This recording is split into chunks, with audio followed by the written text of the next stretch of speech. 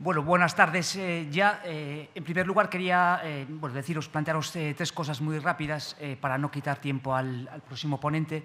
En primer lugar, daros las gracias por participar de manera presencial en estas jornadas. Para nosotros, como Consejo de Contas, es importante generar estos espacios de diálogo que continuarán mañana y pasado, pero creemos que es un elemento a continuar y a profundizar en nuestro día a día.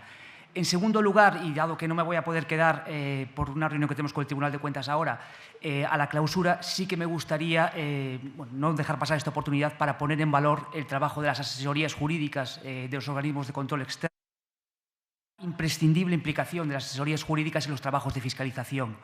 Esto bien va de suyo, pero incluso en el nuevo escenario de gestión de fondos europeos, en los que vemos cómo el reglamento del mecanismo de recuperación y resiliencia delega directamente a los Estados miembros la garantía de la legalidad y regularidad del gasto, dado que los desembolsos financieros que ya están pactados, se acaban de publicar en la semana pasada ya los calendarios de cómo serán los desembolsos que se efectuarán, en este caso al Reino de España, en base a hitos y objetivos, pero la garantía de la legalidad y regularidad de los gastos va a recaer en los sistemas de control interno y, asimismo, obviamente, en los sistemas de control externo.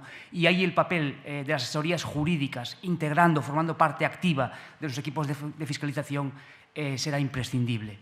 Y ya el tercer elemento que quería plantear es presentar al próximo ponente, es el Javier Rey Ozores, el fiscal jefe de la provincia de Coruña.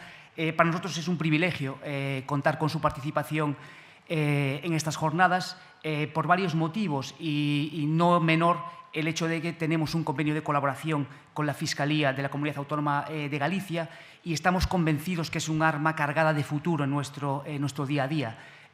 Cuando aterrizaba como consejero en el órgano de control externo de Galicia, un auditor muy relevante del Consejo me explicaba que éramos muy buenos describiendo, pero muy malos calificando. Y aquí esperamos contar que estos mecanismos de colaboración con la Fiscalía nos ayudan a mejorar esta labor de calificación que obviamente tenemos que desarrollar los OCEs. Y nada más, os dejo con Javier Rey.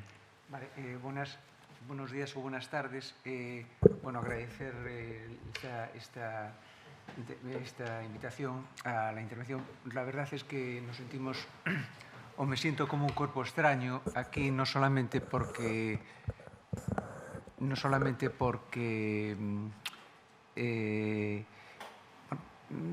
por enfrentarnos en estos momentos a una problemática, a una posible problemática futura, porque evidentemente, yo todo lo que traigo aquí, que es una recopilación de los asuntos en los que se ha intervenido por parte de la Fiscalía de Galicia en los últimos años, sobre todo centrados en la administración local.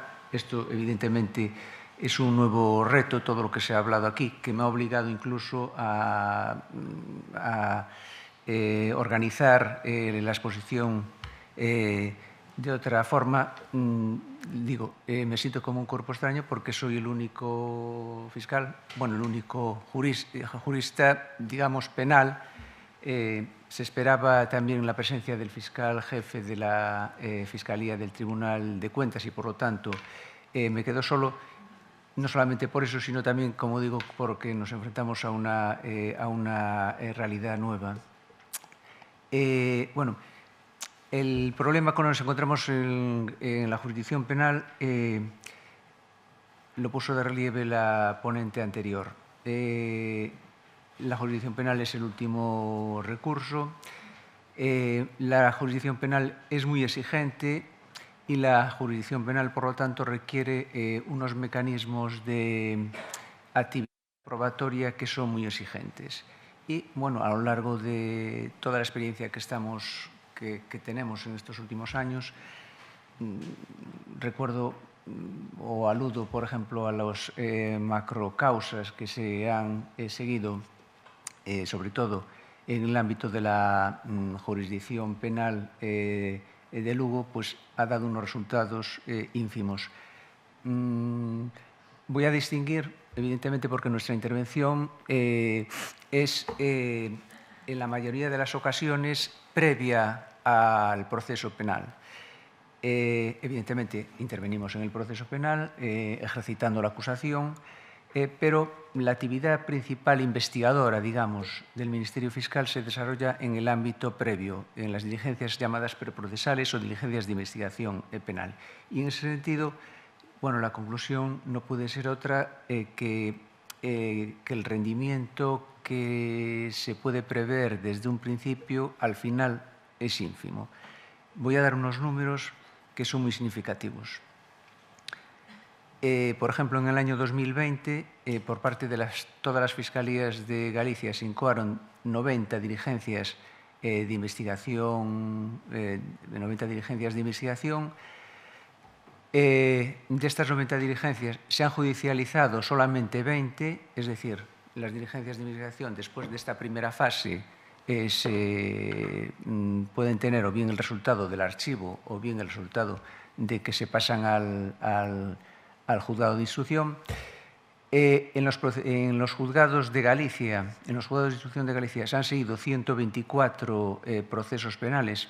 Bueno, me estoy refiriendo concretamente a los delitos relacionados con la administración pública, ¿no? Prevaricación, tráfico de influencias, malversación en su nueva modalidad de apropiación indebida y administración desleal y negociaciones prohibidas para los funcionarios.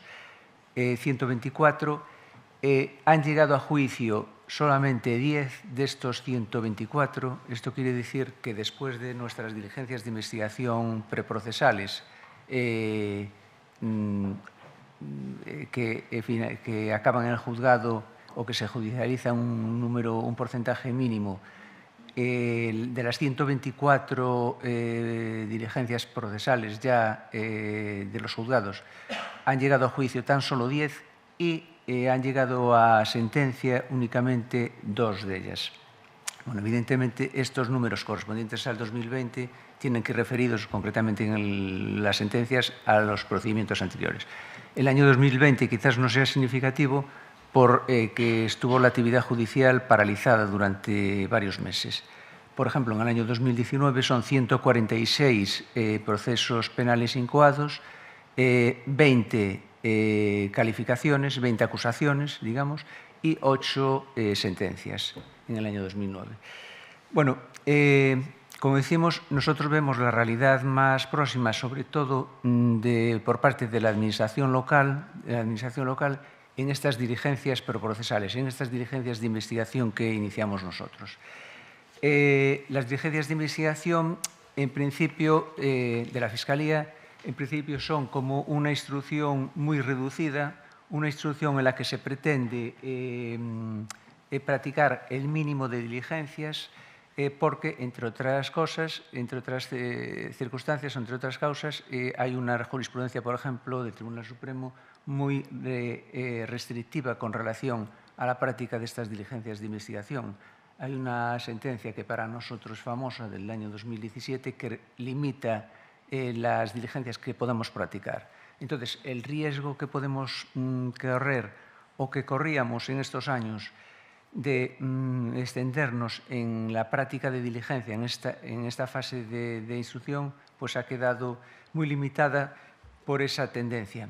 Es más, incluso diligencias periciales acordadas por la Fiscalía han motivado posteriormente la nulidad de los procedimientos, precisamente porque bueno, la práctica de esa diligencia de instrucción pericial no ha contado con la participación, en detrimento del derecho de defensa, con la participación del denunciado.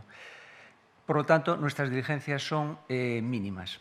Bueno, pueden ser motivadas en muy pocos casos por la propia iniciativa de la Fiscalía, aunque la mayoría de las ocasiones vienen determinadas por una denuncia, normalmente en el ámbito de la administración local, bien de la intervención o bien de algún responsable político de alguno de los partidos de la oposición.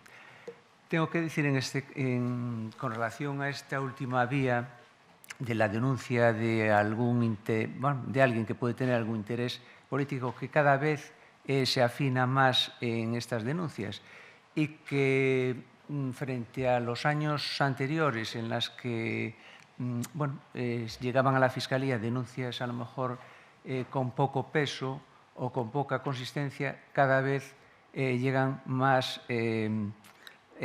consolidadas, más apoyadas por documental, por ejemplo. Está muy extendida ahora la práctica de acompañar, por ejemplo, en materia de obras, actas notariales, sufragadas evidentemente por los responsables políticos que presentan la referida denuncia.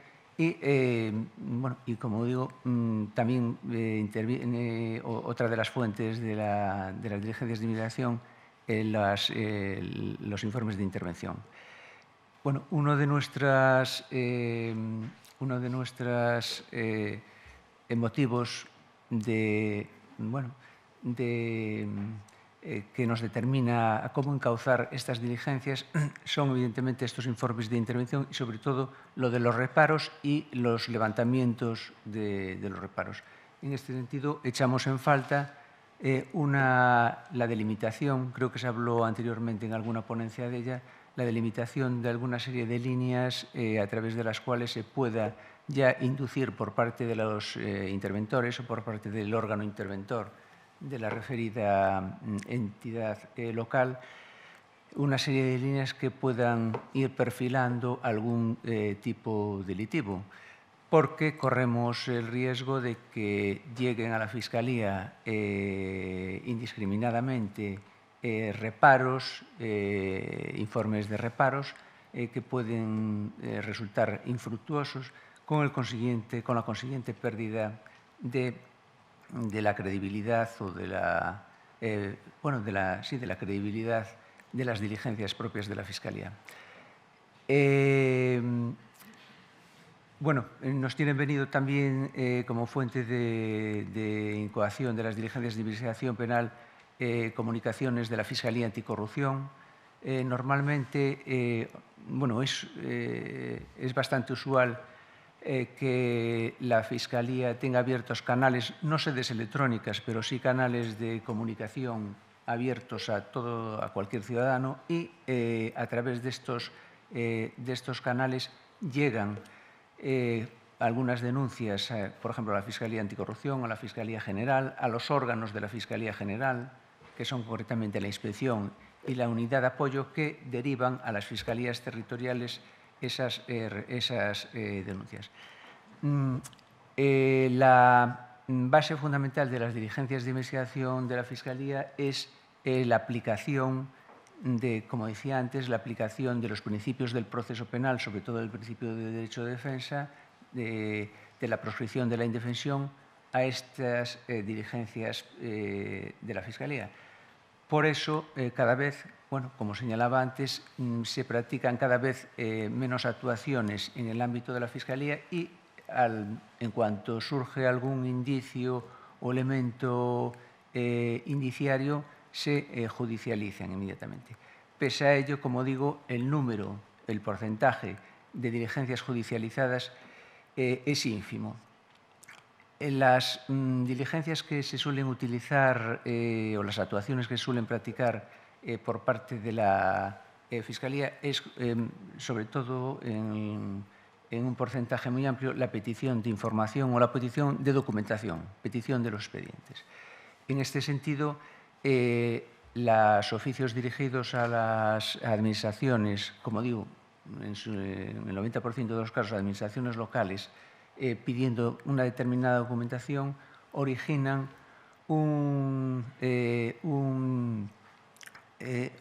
una situación que motiva a la activación de los referidos procedimientos y que determina incluso diferentes comportamientos. Suelen utilizarse estas peticiones de documentación, como digo, para activar los procedimientos, incluso para cerrarlos, porque se advierte en determinadas contestaciones que las resoluciones concretas que cierran los expedientes o que impulsan el referido expediente se producen o se editan o recaen días después de la recepción de la petición. Suelen tener también una eficacia de control, de vigilancia. En más de una ocasión se tratan de ponerse en comunicación con la propia Fiscalía para interesarse de que, bueno, cuál es el contenido, cuál es el fundamento de esa petición y motiva que, bueno, que, como digo, se activen esos expedientes y que se provoquen las respectivas contestaciones. Es cierto que en determinadas ocasiones bueno, se envían los expedientes por parte de esas administraciones bien desordenadamente. A veces se solicitan actuaciones muy concretas o documentos muy concretos y se reciben los expedientes completos, evidentemente para dificultar. Pero, en definitiva, las peticiones de documentación de los expedientes sí originan, sí motivan la activación o el estímulo de las administraciones locales.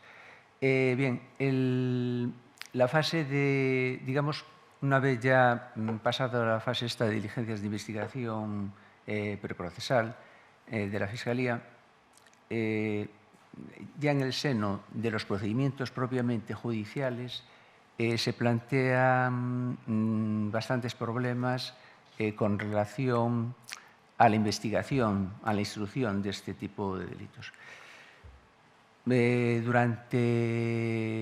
En estos años anteriores, sobre todo en esta situación provocada por determinados órganos jurisdiccionales, concretamente de la provincia de Lugo, se han seguido automáticamente diligencias de intervenciones telefónicas. Bueno, las intervenciones telefónicas presentan determinados riesgos, no solamente en el momento de la intervención, sino también en el momento de la incorporación a las actuaciones, de esa documentación y de esas diligencias concretamente.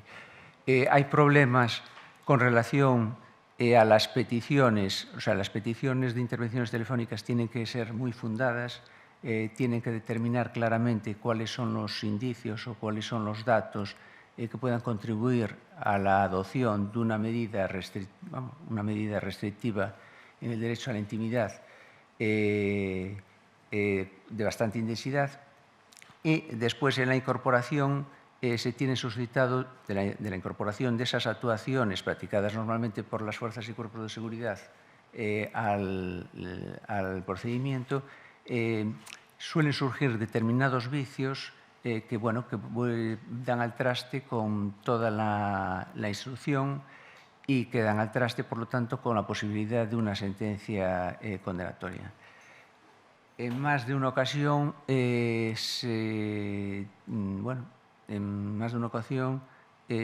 ha culminado por sentencias absolutorias operaciones en las que se han invertido años, en las que se ha invertido cantidad de recursos y en las que se han invertido cantidad de tiempo, muchísimo tiempo para hacer esos seguimientos.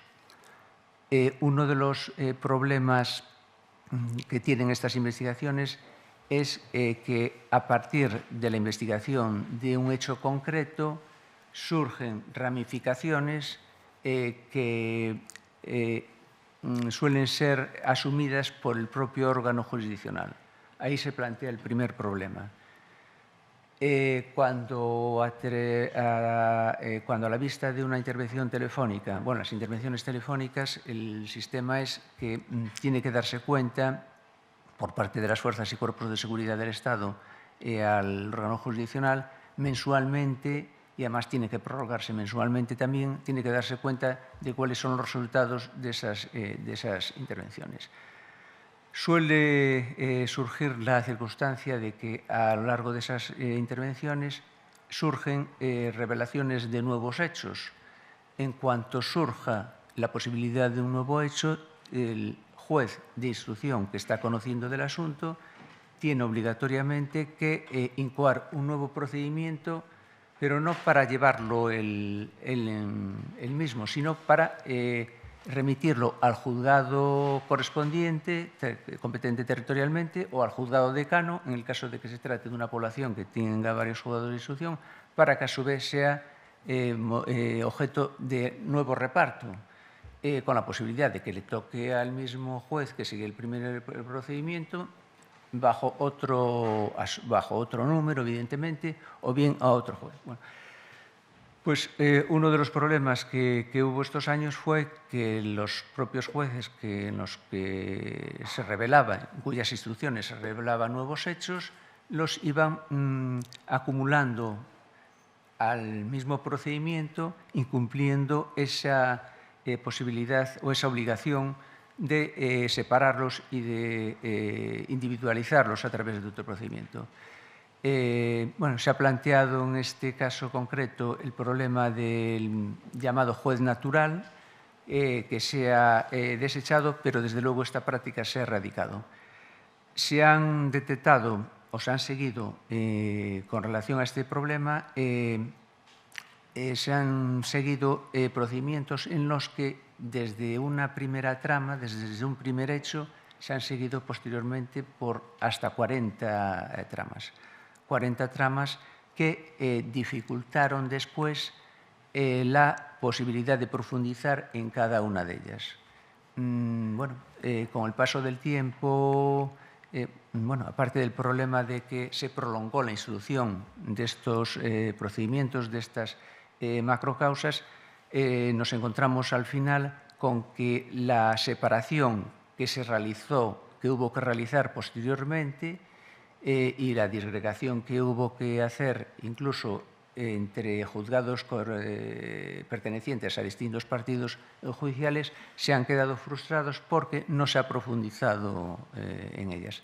Por ejemplo, una de las tramas, objeto de una de estas macrocausas, es, por ejemplo, la detección a través de una intervención telefónica seguida por un hecho concreto, por un hecho anterior, la detección de un posible fraude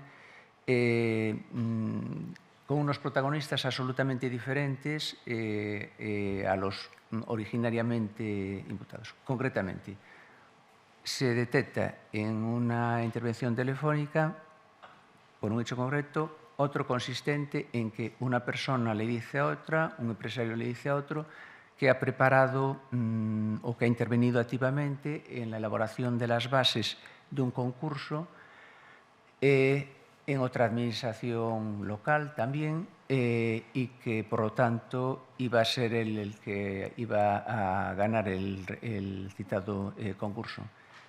Este procedimiento, bueno, esta trama concretamente, como las otras 30 y tantas, no son objeto de profundización porque es evidente que el mismo juzgado en el mismo procedimiento no puede profundizar en todo hecho que se revele como presuntamente delictivo y después de varios años, una vez separados todos estos procedimientos, nos encontramos con que simplemente este hecho no puede dar lugar a una posible acusación ni puede dar lugar a un posible delito porque, aparte de la posibilidad de la prescripción, en este caso podríamos forzar el periodo de prescripción hasta 10 años, pero bueno, sin la posibilidad de profundizar en este hecho, bueno, es evidente que lleva al fracaso o al archivo del mismo.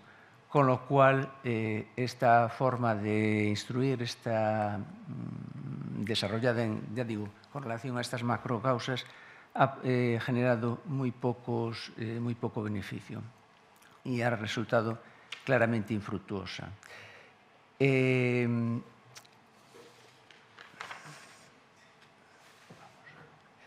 Bueno, estos días, la mayoría de las...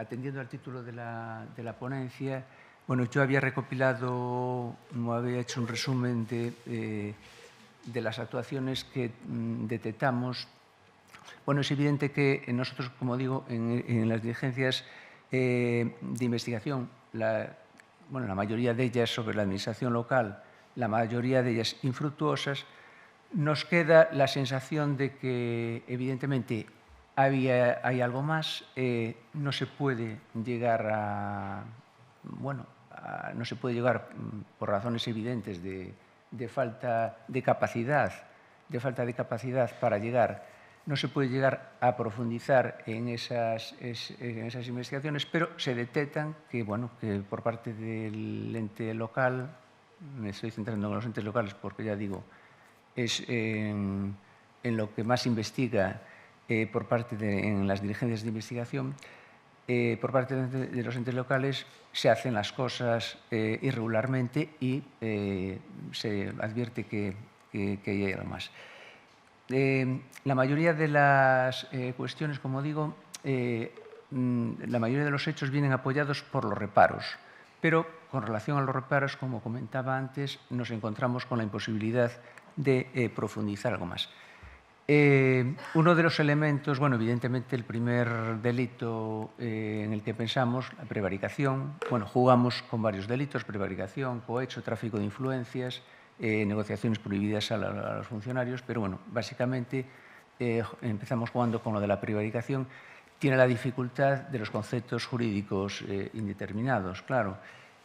Hay que valorar la injusticia o la arbitrariedad de esa resolución. El Tribunal Supremo nos da unas pautas para interpretar lo que es una resolución injusta. No sé. 5 minutos. Vale. Nos da unas pautas para saber qué es una resolución injusta, pero como todo elemento normativo del tipo delictivo, sabemos que el derecho penal es muy exigente, como todo elemento normativo del tipo delictivo, graduar o definir ese concepto es esencialmente difícil. Y, desde luego, en caso de duda, no se va a formular acusación, en caso de una duda razonable en esa gravedad. Entonces, el reparo o los reparos en sí mismos pues tampoco nos sirven para definir concretamente la injusticia de esa resolución, de esa decisión, o si hay algo más.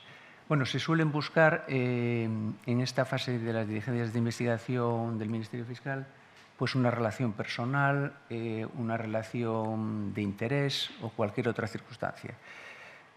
Está hecho, evidentemente, salvo que lo busquemos por otra vía, las intervenciones telefónicas una vez judicializado, es absolutamente imposible, porque las únicas, como digo, las únicas vías que en estos momentos se está utilizando por parte de la Fiscalía es o bien la petición de esa información, en cuya contestación sí pueden también inferirse determinadas irregularidades. Como decía antes, pues muchas veces se manda el expediente desordenado, no se manda, se llama por teléfono a la Fiscalía para indagar por qué se solicita esa documentación, pero en la mayoría de las ocasiones tampoco nos proporciona ese elemento de refuerzo que puede apoyar al reparo para judicializarlo. Y otra vía es la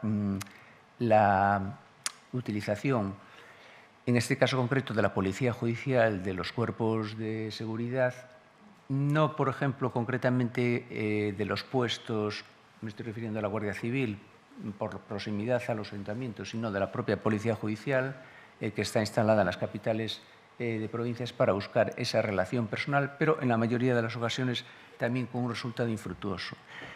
Por otra parte, a la hora de llevar adelante este tipo de delitos, también nos encontramos con el desconocimiento de la propia organización de la Administración, de estas entidades administrativas, porque nosotros, por exigencias de los tipos delictivos de derecho penal y también por exigencias de la prueba, en las acusaciones tenemos que definir y completar y llevar hasta el extremo todos los elementos que formen parte, digamos, de la trama de un determinado hecho delictivo. bueno, evidentemente, pues un delito de homicidio, un delito de asesinato, un delito de robo, están están claramente definidos, descritos. Bueno, un delito de robo, evidentemente, se tiene que describir cómo se ha entrado, por ejemplo, en una casa, si es por una ventana, si se ha roto una puerta, porque todos esos elementos forman parte del tipo delictivo. En este tipo de hechos, a la hora de definir, nos encontramos con con el impedimento de visionar concretamente cómo se ha tramitado. Bueno, evidentemente se ha hablado también de la tramitación que actualmente se da, pero nosotros, por lo menos en la experiencia que tenemos, no nos imaginamos, bueno, si el expediente material está en un despacho o en otro. Bien, evidentemente el responsable de la decisión es el órgano de contratación. Cuando estamos hablando de contratos, es el máximo responsable de la entidad local, pero no sabemos realmente qué personas intervinieron, qué tramitadores o qué responsables de qué unidades administrativas intervinieron en esa tramitación. Es muy significativo en este sentido que desde siempre nos llamó mucho la atención cómo se hacían esas tres invitaciones bueno, que generalmente se estaban utilizando en los expedientes de contratación, ¿no? Bueno, bien, el responsable es el último, pero es que yo tengo que describir en la acusación cómo ha llegado hasta ese último y qué personas han intervenido en ese expediente, en ese proceso, digamos, de formación del hecho delictivo, porque es evidente que la tramitación del expediente forma parte también de la última decisión. Nos ha llamado, bueno, tengo, ya digo, una recopilación de asuntos y la habíamos distribuido, pero no da tiempo, la había distribuido en diversos apartados. Por una parte, había recopilado asuntos relativos a actuaciones de obras, paralización, retrasos de expedientes. Bueno, lo de las obras es lo típico de siempre, que se nos da muchísimas veces, lo de los expedientes. Lo de las obras, como decía antes, se da cada vez más que por parte de la fuente de información de la denuncia esa, cada vez se afina más un soporte, como digo. Esas denuncias con relación a obras vienen acompañadas últimamente ya de actas notariales en donde se constata que, por ejemplo, después de la aprobación de una cuenta justificativa de una subvención por un importe determinado y de una certificación de obra del 80% de la obra, pues resulta que el denunciante acompaña un acta notarial en donde dice que una calle sea, de los 6 tramos concretamente, de los 6 tramos se ha llevado a cabo la mitad del primer tramo, mientras que la cuenta justificativa y la certificación era casi por el 80%. Bueno, en ese sentido. Después había recopilado cuestiones relativas o varios expedientes relativos a la paralización y retraso de los expedientes.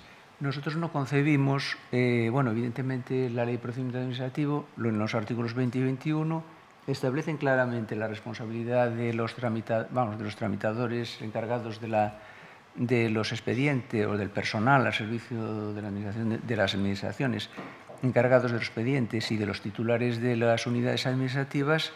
Bueno, la responsabilidad de estos en relación a los expedientes.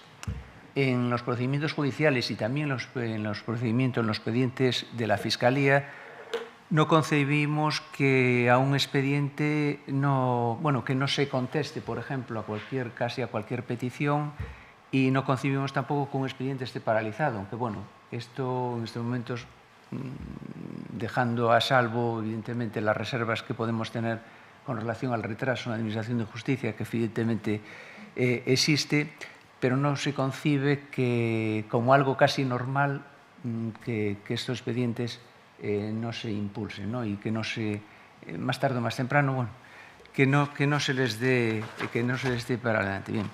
Pues yo aquí me encuentro con expedientes, por ejemplo, de un determinado ayuntamiento en donde después de 36 informes de la policía local, bien a instancias de denuncias de particulares y también de denuncias de particulares o de notas de órdenes de la propia alcaldía o de alguna concellería, de alguna concejalía, de 36, como digo, informes policiales de denuncia, únicamente se tramitaron 2, se llegaron a tramitar 2. Y esto consta expresamente mediante una declaración del jefe de servicio o del jefe de una de las unidades administrativas del respectivo concello.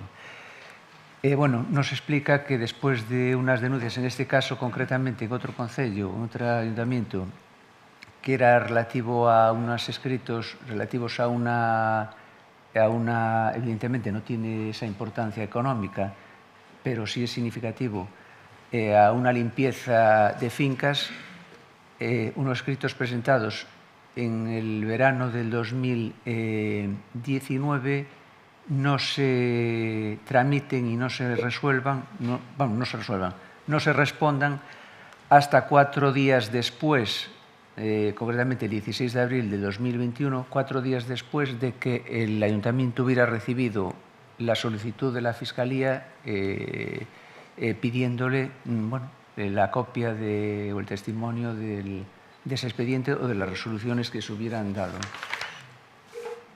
Me imagino que iremos fatal de tiempo, ¿no?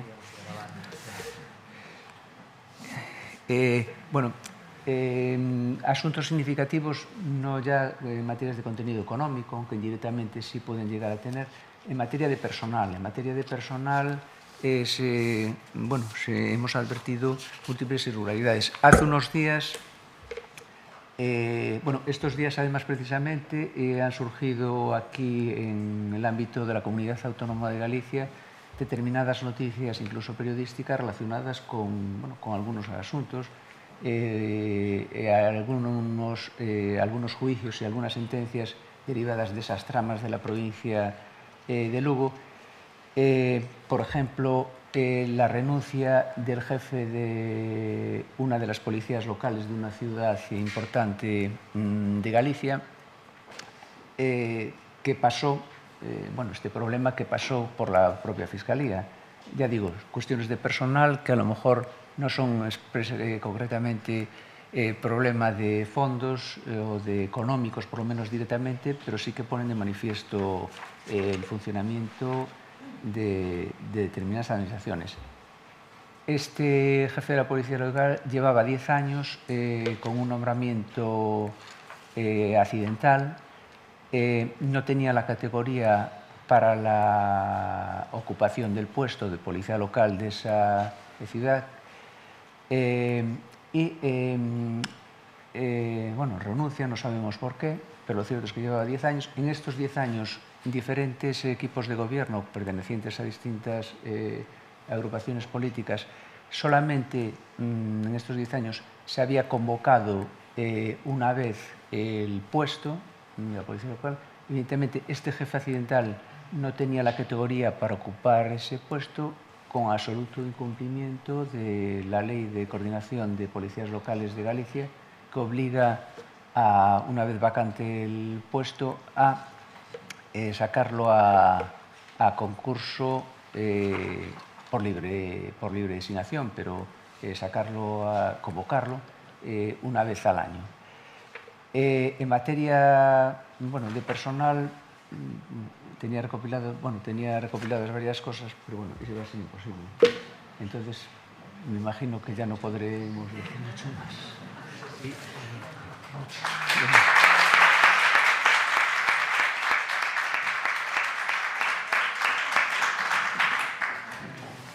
Abrimos un turno de preguntas, si os parece. Bueno, hay una. Sí. Hola.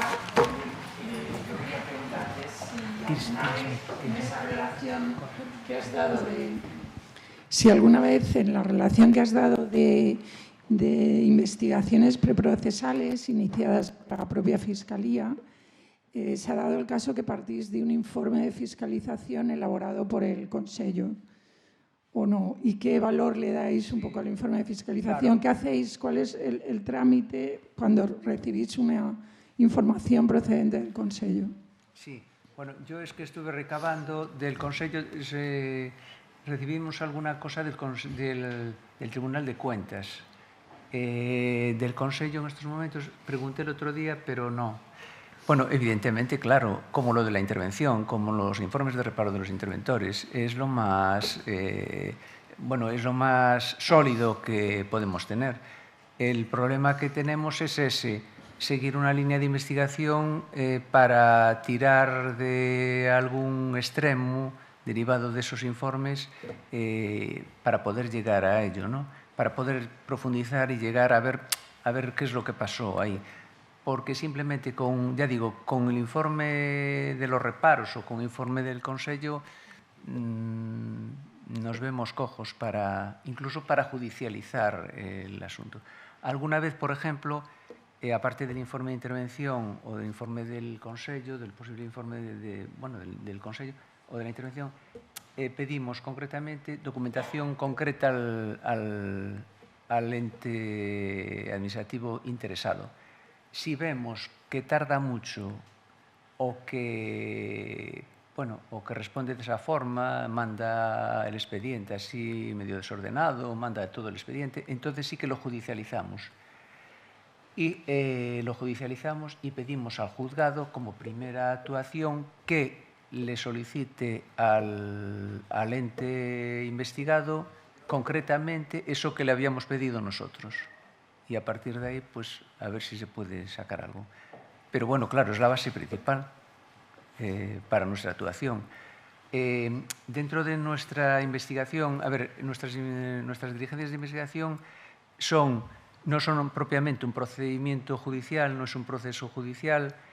En materia de la administración pública, la mayoría de las denuncias que pueden llegar al juzgado o que pueden llegar a las autoridades relacionadas con la justicia, sí se inician por nosotros, por la Fiscalía, porque hay muy pocas ocasiones va el propio interesado al juzgado a interponer una denuncia o una querella, porque quizás la Fiscalía es como un filtro para examinar la viabilidad penal de esos hechos que se tratan de poner en conocimiento.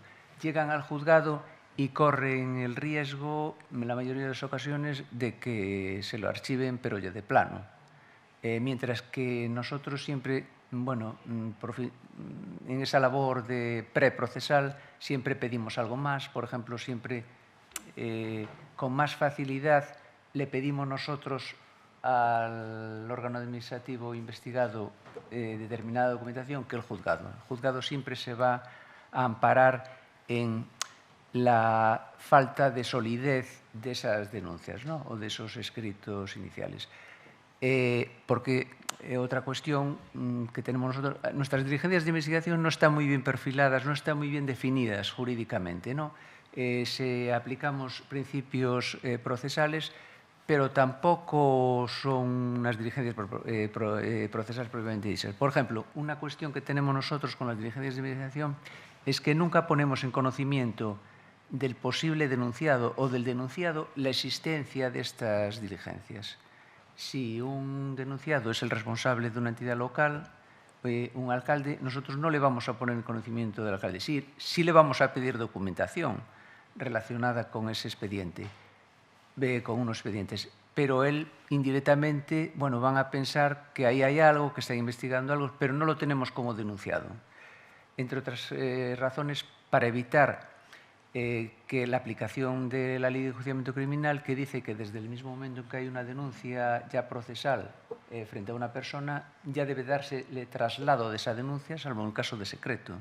Nosotros no lo consideramos como denunciado, sondeamos, digamos, la posibilidad de tenerlo posteriormente como denunciado y eso sí, en cuanto tenemos el más mínimo elemento indiciario de que puede haber algo más, sí que lo mandamos al juzgado, lo judicializamos. Pese a ello, ya digo, son muy pocas las denuncias que judicializamos, menos de un tercio. Y bueno, como digo, por los números, después que lleguen a sentencia, a juicio y a sentencia, pues ya son poquísimas, y bueno, y sentencias condenatorias, pues ya menos, claro. Pero sí, claro, nosotros lo fundamental nuestro es el informe de un órgano de control o del interventor o de la intervención. En relación con el Consello, es decir, nuestra relación es con el Tribunal de Cuentas, lo conocéis, y sí que estamos potenciando la relación con la Fiscalía. Entonces, acabamos de aprobar tenemos una comisión de colaboración y esto es uno de nuestros objetivos, es decir, reforzar la colaboración teniendo en cuenta nuestro marco preventivo, pero también en el ámbito de los ejercicios de fiscalización. Efectivamente. Sí, realmente, bueno, la Fiscalía a lo mejor es medio desconocida en determinados ámbitos, ¿no? Y en ese sentido sí que se puede. Muchas veces estamos ahí al lado y no sabemos casi que existimos unos y otros. Y ya digo, la Fiscalía no hace falta. Hombre, un informe de un órgano de control es muy sólido, pero muchas veces no hace falta que tenga mucha base una denuncia para que nosotros siempre intentemos hacer algo. Y muchas veces, ya digo, el efecto ese coactivo de fiscalizador, de control que podemos ejercer sobre el órgano administrativo, pues también es importante porque sirve para activar el expediente. Pues muchísimas gracias. Vale. Muchísimas gracias.